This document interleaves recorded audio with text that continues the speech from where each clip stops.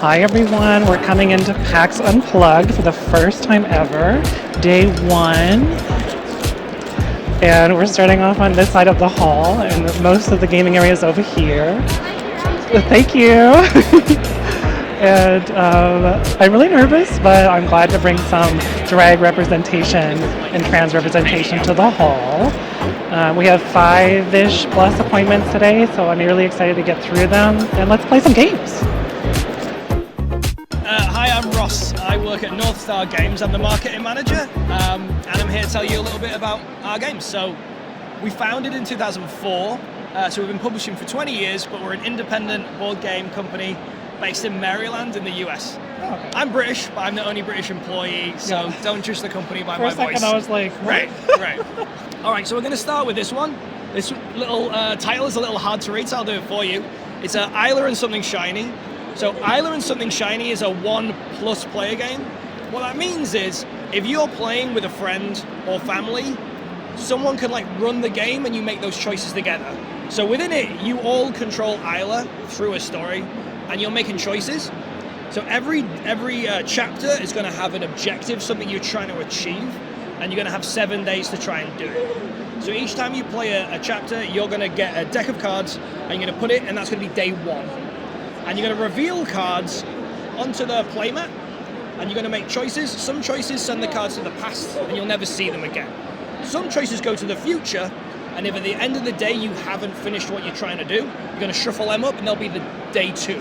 They'll form your day two cards. Right. Some cards have immediate consequences, and they get revealed straight away. But some cards have consequences which you won't find out until the next day. And basically, as you travel through it, you're going to be making choices. Chapters have different endings to them.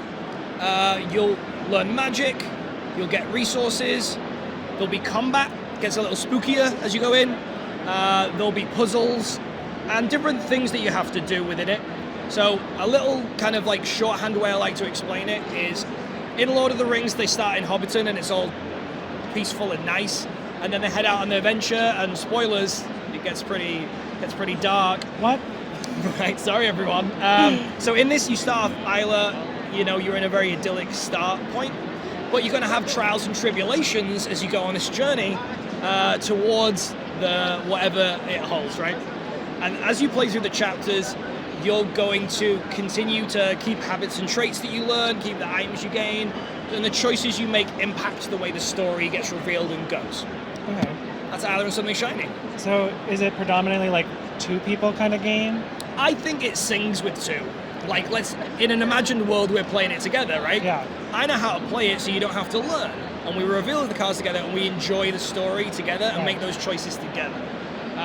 Because that's why we call it 1+, because mechanically you're always controlling the Isla character. Right. There's always a game master and a player. Basically, yeah. You can take it in turns who's doing that, but ultimately it's just one central character that's being controlled.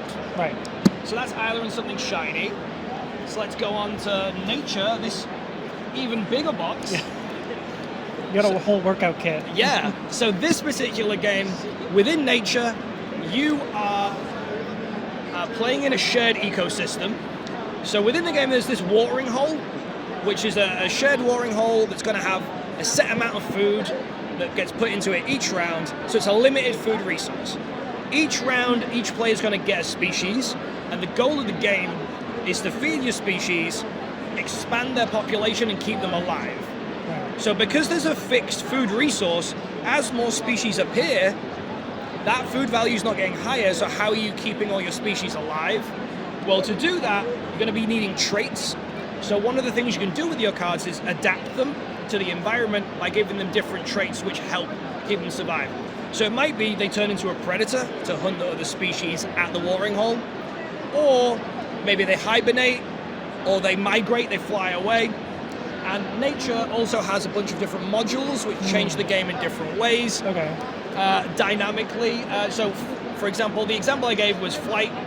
That allows you to have a friendlier ecosystem, more defensive cards, you can fly away from danger. Jurassic brings more predators into it, massively increases the body size of the species in the game, and it's more aggressive.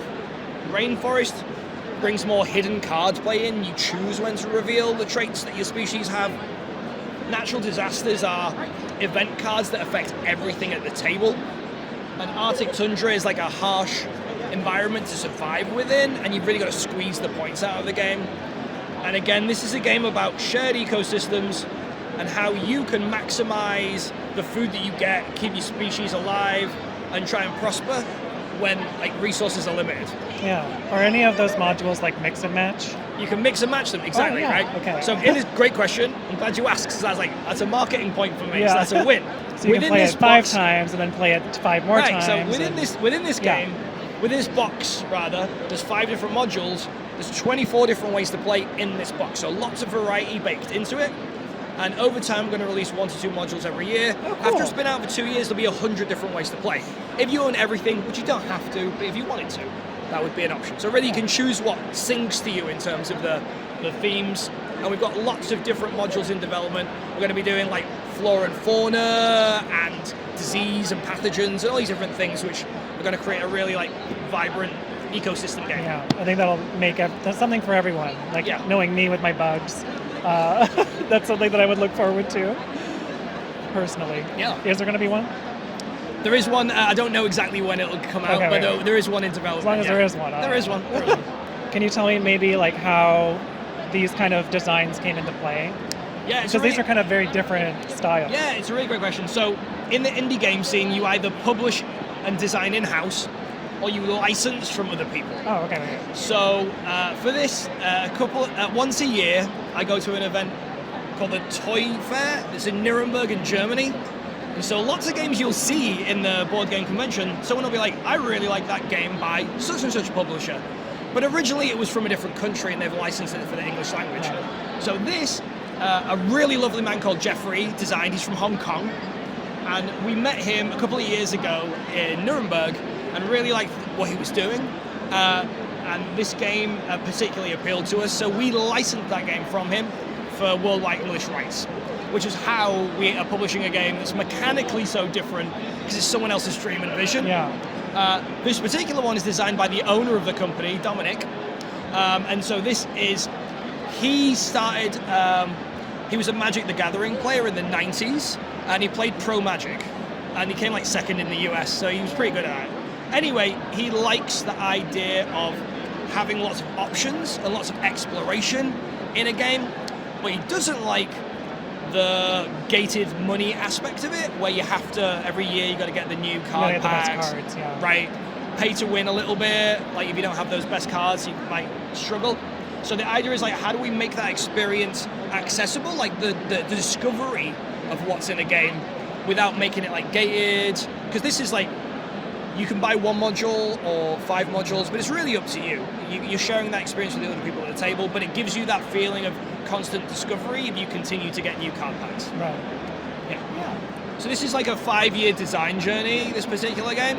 I can't say how long Jeffrey took to make this. You'd have to ask him. So I kind of love that we went from Magic the Gathering to like biology.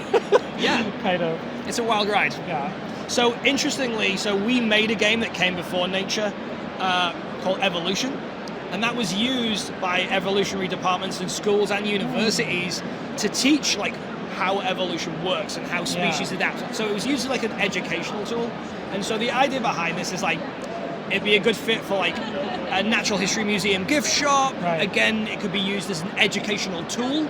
We're not saying like, don't bother reading your textbooks, just play this, you'll come out with top grades. But as a way to spark the imagination and understand the ramifications of tiny little changes in ecosystems, this kind of really does that. Yeah. So you can see what the impact is of small variations within species.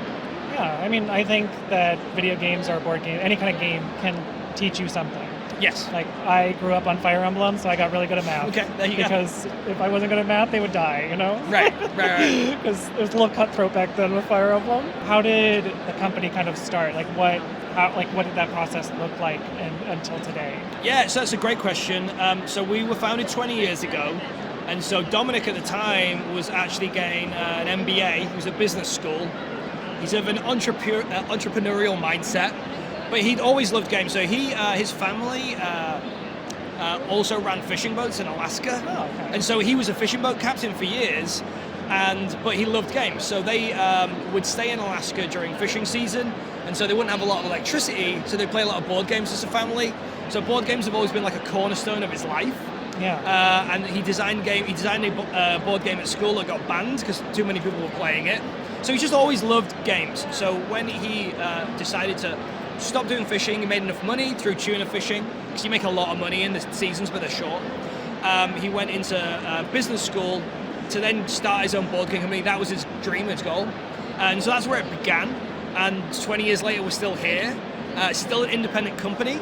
There's only 8 of us. We're only a small company. We're not this huge conglomerate. It's just a small group of us that are highly passionate about what we do. And really, in this day and age, our goals are really to create the games that we can play and will play with our friends and family, rather than making games for an imagined person. We want to play the games that resonate and sing to us, so we can enjoy that, enjoy what we make with the people around us. Yeah, I think that's really what contributes to the difference between maybe indie developers versus. Yeah, I mean, AAA. business is business, right? Yeah. And people, how do you keep a publisher going? So there's a balance everyone plays of you can't ignore the market. You can't be we'll make anything we want. I mean, you can do sometimes, but you're a game changer there, right? Yeah. And so you are taking risks when you do that. Yeah. So we understand what we love, and also try and see if we can marry that with what our audience likes, or at least communicate clearly to our audience to set their expectations of what is going to be the experience, so they can make educated choices and hopefully have a good time. Yeah. Well, thank you so much. You're welcome. Yeah. I think that's good for me.